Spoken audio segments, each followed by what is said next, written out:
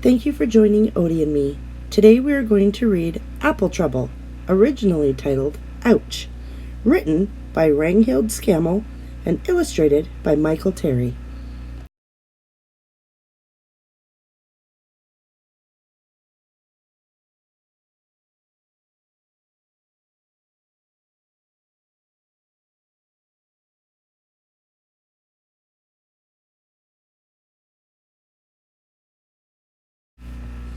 Hedgehog had just finished building her winter nest under the old apple tree. Not too large and not too small, just right for a nice long winter's nap.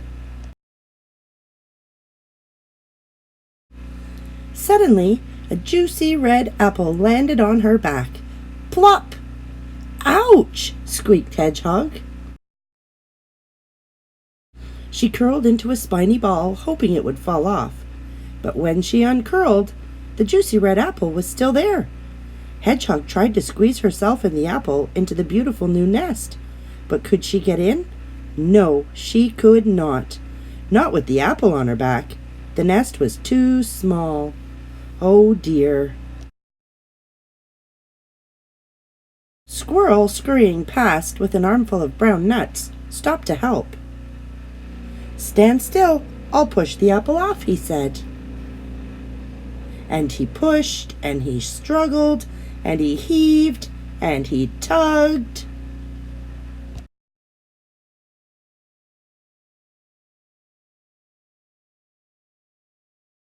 But the juicy red apple stayed where it was.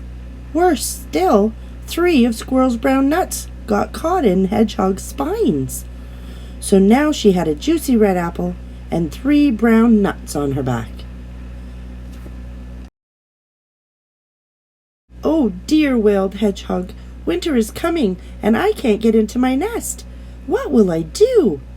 "Try rolling on your back," snorted Pig, trotting up. "That'll get rid of it all."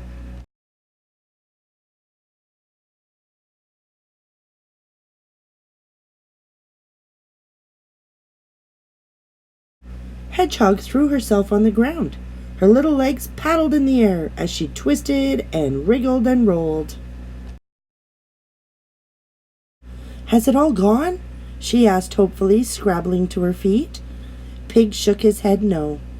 The juicy red apple and the 3 brown nuts were still there. So were a small green pear and a crumpled brown leaf. "Oh dear," sighed Hedgehog, rolling her eyes.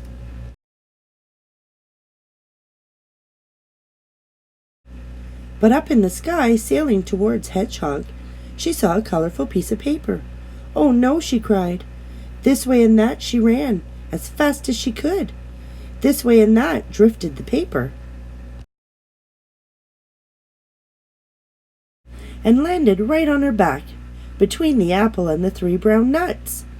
"It's not fair," cried Hedgehog, who now had a juicy red apple, 3 brown nuts, a small green pear, a crumpled brown leaf, and a colorful piece of paper on her back.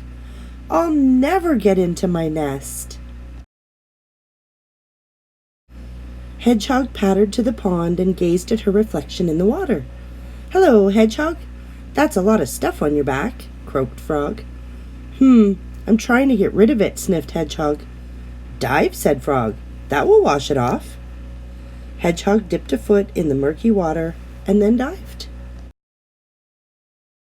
Splash! Her friends watched Hedgehog bobbing up and down. The juicy red apple, the 3 brown nuts, the small green pear, the crumpled brown leaf, and the colorful piece of paper were all still there. So was a pink water lily. "Glug, glug, glug, glug," gurgled Hedgehog, as the others heaved her out of the water. She did look funny.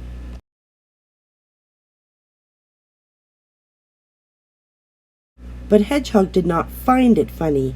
"Stop laughing," she spluttered and stamped her feet on the ground. "Where am I going to sleep?"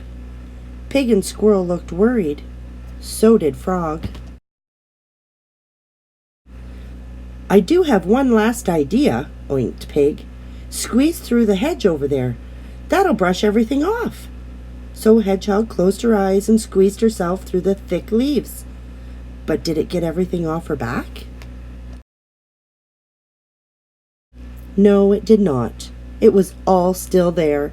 So were 4 ripe blackberries. And there, staring at her with a look of great surprise, stood Goat. "Ooh!" cried Goat. "You've brought lunch." "Help yourself," said Hedgehog. "Take it all."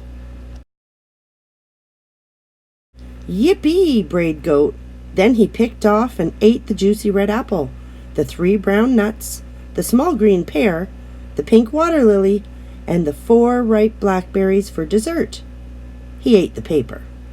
The only thing he left was the crumpled brown leaf. He just couldn't eat any more. "Hurrah!" cried Hedgehog. She felt as light as a feather. "Thank you, Goat," she said. Then she ran as fast as her little legs could carry her through the gate, past the pond, across the orchard, under the tree, and home to her nest. Hedgehog squeezed into her little nest. It fitted her perfectly, and it was the best nest ever. Outside, a cold wind blew another apple off the tree. But it didn't fall on Hedgehog. She was safe in her nest and fast, fast asleep.